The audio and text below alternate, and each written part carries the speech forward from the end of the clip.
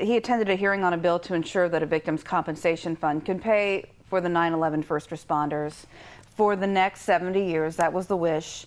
He did describe the sparse attendance as an embarrassment to this country and a stain on the institution, and good for him. You know, we're here with Michael Hart of the Heart of America show. Michael, you know, sometimes you feel like there are a few things that you could agree with Jon Stewart. People like you and me, we are Christian conservative. And I do feel like a lot of the millennials of this day and age got their news from him back during the Daily Show, and it was definitely spun his way. But you can't deny this is great to have someone with that sort of pedestal, that kind of, you know, people are going to listen to him. But he's not afraid to go in front of Congress and call them out. Like perhaps an average citizen might be a bit intimidated.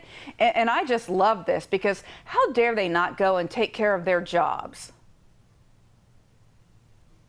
Well, you know, Aimee, you're absolutely right. And it's funny for people that maybe are not as old as I am in this situation to reflect back to that particular date in 2001 and how many times people will reference the fact that the country felt, although we were teetering with disaster and fear, but, you know, politically speaking, we were coming together as a nation. Yeah. And Stewart, and you're right, I don't agree with a lot of his positions, but he was channeling that sense of patriotism. And one of the things that I think we need to remember is when the towers came down and the first responders arrived, they, for all intent and purposes, became enemy combatants. And what I mean by that is, had this been an act of war, and it was, they're on the front lines of an active war in this situation. They might be performing rescue services, but at that point in time, they are entitled to anything that anybody's ever served in the United States military would receive. And I applaud Stewart. Again, I don't agree with him. It was the right thing to do. I love how earnest he was, the urgency, and I love the fact that he embarrassed Congress by pointing out